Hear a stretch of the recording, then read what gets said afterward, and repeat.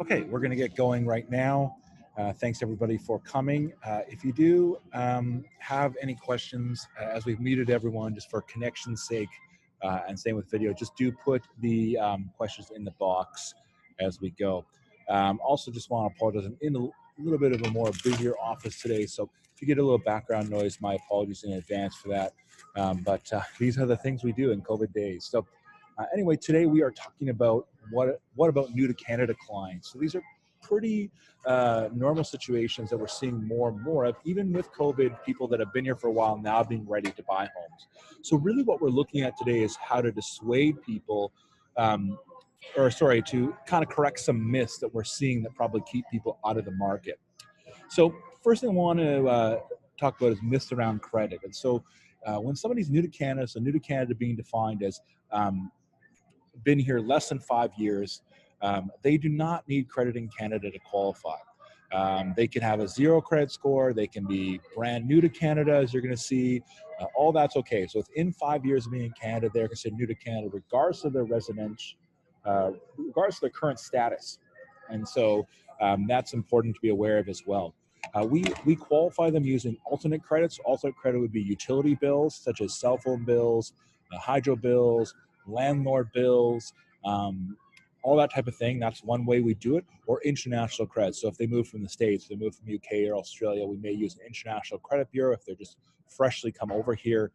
The other thing we might do is a letter from their current bank where they live. All those things count for alternate international credit. Now, the amount of international and alternate credit will determine what they qualify for. So it doesn't mean that they can have nothing. They just don't need to have any Canadian credit because that's the spirit of the program. Now, down payments, this is a huge thing we see a problem with. So if someone's new to Canada, they can get into a home for 5% down, provided they have a PR card, a permanent resident, or they're a citizen. That's always 5%. They move to 10% if they're just on a work visa. The work visa should last the length of the term. So if someone's work visa is expiring in 3 months, they're going to need to know that they have some type of renewal, and that's fairly standard before we can do it. So 5% with a PR, um, um, resident, Canadian, all types of things. It's important to know that someone's considered new to Canada, even if they're Canadian citizens. So like a lot of people say, oh, I'm a Canadian citizen, but haven't lived here for 10 years. We get that with a lot of Americans. It is 5% down. Uh, we still go in the alternate credit rule. US bureaus are obviously much easier to obtain. 35% down rule. So this is a big thing we see. A lot of people talk about the idea that if they have 35% down, it means they can qualify for everything. We see a lot of international residents that come, particularly from European countries and Asian countries, that believe that 35% down means they can qualify for anything. So there used to be a program that existed for this, but this has been gone for a long time. It's primarily a program the government has wanted to get away from and not allow anymore. And so what happens with this is that they have 35, people think if they have 35% down, that it doesn't matter if they have income. They could be a college student, they could be somebody that is working a minimum wage job. This is not the case anymore. If you have 35% down, you must qualify based on your income. So you must qualify based on your income and qualify for the debt with 35% down. You can qualify based on net worth. And so it's like if somebody had a very nominal income or very modest income, but they had $2 million in the bank, we would use the net worth to further qualify them. So for every dollar they have over $250,000, we would add that to their qualifying. So for example, if they qualify for 300 but had $300,000 in the bank, we'd move them up to $600,000.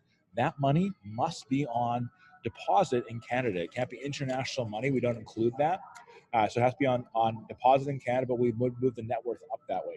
If they have a big down payment, but they don't have any income to support it, maybe they're new, starting a business or something like that. We see a lot of people like this. Maybe they've moved to Canada and they have a family supporting them, or they're getting family money. This means that they would qualify for private or B loans, just higher interest rates, but they do qualify. We tend to see that new to Canada borrowers don't like to do that program, but that is what that looks like as well. A really big thing to pay attention to is where a new to Canada borrower has the money coming from. So if they are getting their down payment from another country, that money needs to be on deposit 30 days in advance. Countries are labeled as a green country, a yellow country, or a red country, and so that basically means how difficult the money laundering guidelines are. So if the country is yellow, they're going to do a lot more due diligence in making sure that and checking the deposits and those types of things. So they have to be coming from a legitimate source, obviously not proceeds of crime. They have to prove where that money has come from and all that type of thing. And those are government requirements. And there's very, very hefty fines in not following those guidelines and not verifying those funds. I would say this is the biggest reason why people new to Canada have a problem going forward on mortgages. They can't verify deposits, they can't move the money over to Canada in time. So this is something to really pay attention to. If somebody talks about, like seeming pretty good, make sure they move their money into Canada at least 30 days prior. Even though we don't worry about this with most borrowers, like if someone said they had a gift from a family member locally, we wouldn't be worried about them having the funds on hand before moving subjects. We do think this is not a good idea to move subjects without their funds being moved over with new to Canada. These can get locked up or even seized where we have a problem. So this could be a major, major deal from that perspective. So these are a few things around a new to Canada. Other than that, it really functions as a normal type of mortgage. Everything else works from that perspective. Everything else is the same as normal.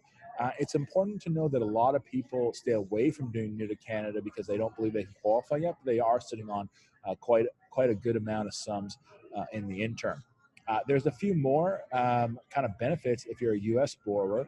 That means that you can even buy rental properties and as a little 20% down. And if I'm an international borrower and I'm buying a non-resident property, and I'm not moving here, 35% down is still possible at good rates for people. So anyway, these are some things just around the new to Canada program and helping out those borrowers and ways you can reach out to them and target them. An interesting thing is that with everything on the market, this is a really underutilized amount of people that really do that really can buy but are not being advertised to. In particular, people that come from Commonwealth countries such as the UK or Australia, their systems as far as banking and finance very similar to ours, as opposed to even the US. And so, really great clients that are not aware of what they can do or can't do. So that's really important to be aware of as well. So at this point, that's all the material we wanted to cover on this particular one. I'm going to open up the floor for questions really quickly here. I don't want to keep you guys too long, as we know there is lots of activity on the market, and you don't have that much time to spare. So if you have any questions, you can type in the chat box. I'd be happy to address those.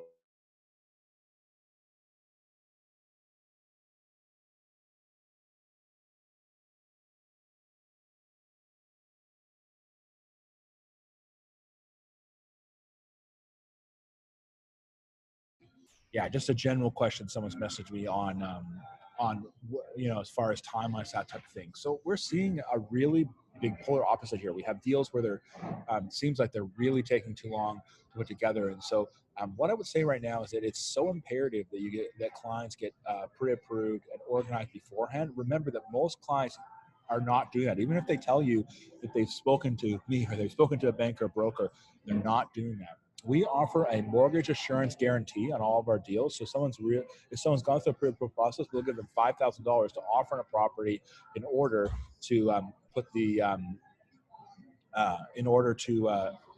have a strong offer. So yeah, absolutely. So yeah, question about the deposit in Canada, 30 days in advance before starting to go very big, because some countries the government holds the money and there's nothing the bank can do. So this is we had somebody a few years ago moving money from Korea, $250,000, put a deposit down, held everything up.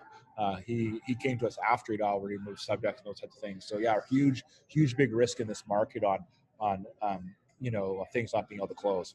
Any other questions at all?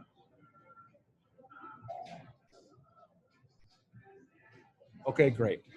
Thank you so much for your time today, for all that you guys have participated. If you do have any questions or any deals we can help with, we are always happy to give you a hand with that. Thank you so much for that. And please reach out to me online if you have any questions, and we'll talk to you soon.